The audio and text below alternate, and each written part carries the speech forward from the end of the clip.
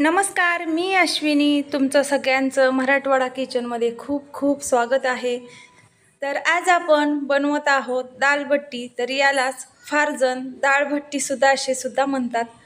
तर ही आपण अगदी घरच्या साहित्यात म्हणजे गव्हाच्या पिठापासून आज बनवलेली आहे. फार जण यासाठी स्पेशल असं पीठ तयार करून सुद्धा बनवतात आणि त्यासोबत वेगळ्या चवीचं मस्त चमचमीत आणि झणझणीत असं फोडणीचं वरणसुद्धा बनवलेलं आहे. तर ही दालभट्टी बनवताना खूप सगळ्या मी टिप्स सांगितलेल्या आहेत आणि नेहमीप्रमाणेच हा सुद्धा व्हिडिओ आपला भरपूर अशा टिप्सनं परिपूर्ण आहे. ही दालभट्टी तुम्ही पाहुणे आले किंवा तुम्हालाच काहीतरी नवीन असं खावंसं वाटलं तर नक्की ट्राय करा आणि पहिल्याच प्रयत्नात अगदी तुम्ही परफेक्ट अशी म्हणजे शकाल एवढ्या सोप्या टिप्स मी सांगितलेल्या आहेत. तर चला आपण व्हिडिओला सुरुवात करूया. तर इथं आपल्याला दालभट्टी बनवण्यासाठी सगळ्यात अगोदर म्हणजे 2 वाटी मी इथं गव्हाचं पीठ स्वच्छ चाळून घेतलेलं आहे.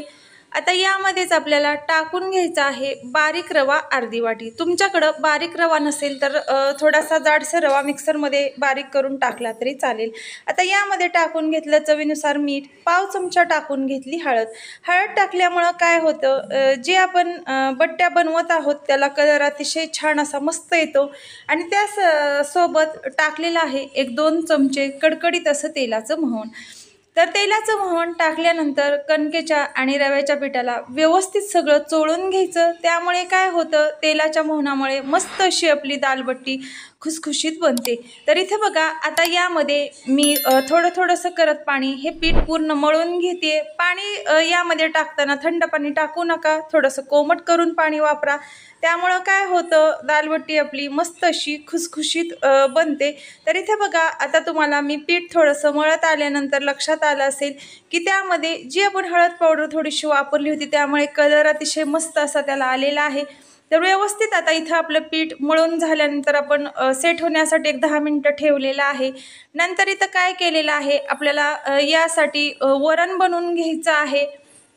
त्यासाठी मी एक पॅन घेतलेला आहे. त्यामध्ये 2 ते 3 चमचे तेल टाकलेलं आहे आणि मस्त असा जिरी मोहरीचा आपण याला तडका देऊन घेतोय. तडका दिल्यानंतर अद्रक लसणाची यामध्ये पेस्ट टाकून घेतोय. नंतर टाकून घेतलेला आहे भरपूर असा कढीपत्ता.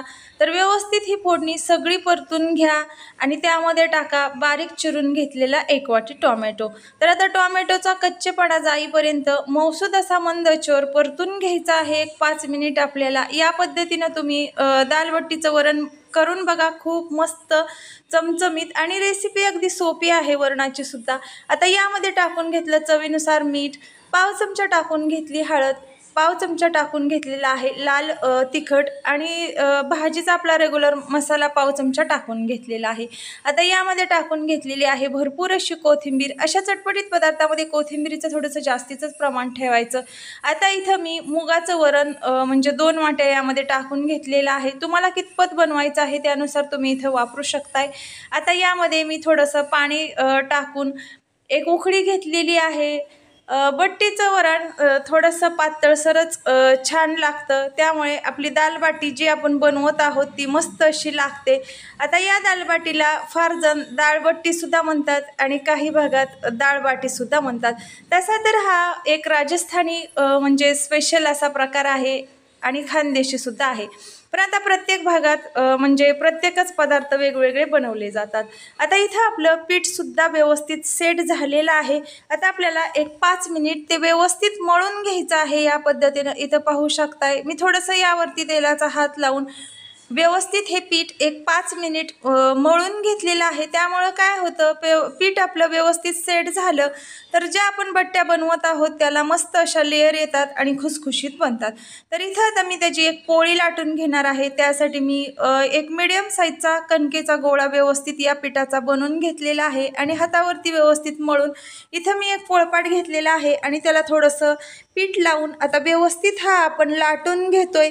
ही पोळी लाटत असताना जास्त जाडसरही नाही आणि जास्त पातळसरही ठेवायची नाही.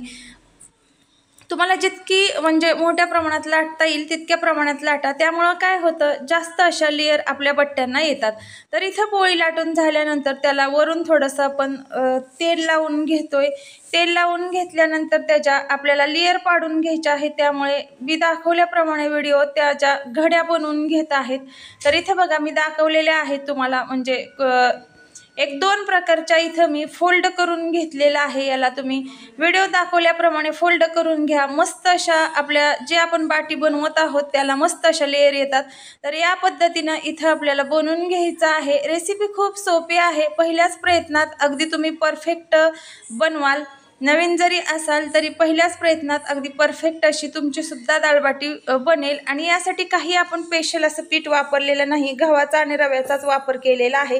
तर इथं माझ्या एक 5 बनवून झालेले आहेत उंडे, जे पाहू शकताय. तर इथं मी एक इडली पात्र घेतलेलं आहे आणि आता त्यामध्ये या आपण ठेवून मस्त अशी याला वाफ घेणार आहोत. वाफ घेऊन जर आपण तळून घेतल्या तर मस्त अशा खुसखुशीत आणि आतून पण व्यवस्थित अशा फ्राय म्हणजे होतात आणि त्याला भरपूर अशा लेअर येतात. तर इथं मी 5 मिनटं याला मस्त अशी वाफ दिलेली आहे. तर इथं आपली वाफ देऊन तयार झालेली आहे. तर तुम्ही बघा इथं पाहू शकता, यामध्ये नाही न सोडा काहीही वापरलेलं नाही, तरी सुद्धा किती छान असे फुलून उंडे आपले आलेले आहेत.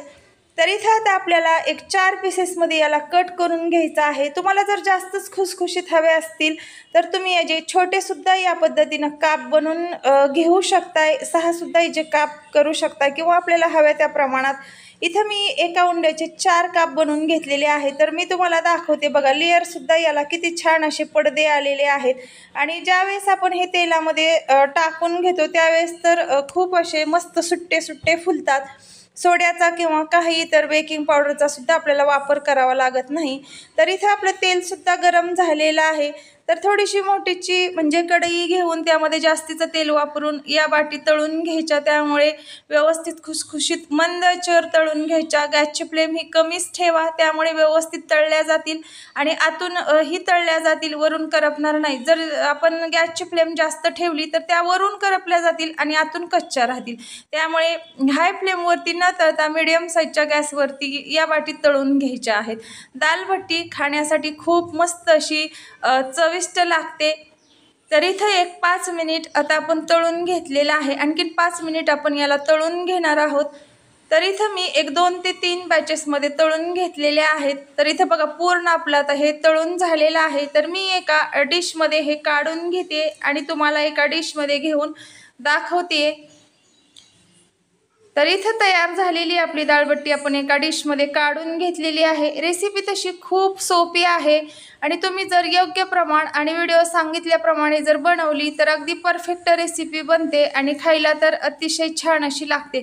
तर इथं बघा एका डिशमध्ये मी तुम्हाला काढून दाखवते. तर किती छान अशा मी म्हणजे ज्यावेळेस आपण हे सुट्ट करून घेतलेले आहे त्यावेळेस त्याला लेअरसुद्धा खूप छान मस्त अशा आलेल्या आहेत. आता त्यावरती टाकून घेतलेलं आहे फोडणीचं मस्त असं वरण आणि त्यावरती टाकून घेतोय थोडंसं लिंबू. आणि त्यावरती काय करायचं, दालभट्टी म्हणलं की तूप तर आलंच त्यामध्ये. मग मस्त अशी त्यावरती तुपाची धार सोडून छान अशी आपली दालभट्टी तयार झालेली आहे. तर नक्की या पद्धतीनं ट्राय करा आणि मला सुद्धा कमेंट करून सांगा तुमची सुद्धा बनलेली आहे का एवढी छान. तर चला मग भेटू आपण पुढच्या अशीच नवीन रेसिपी घेऊन.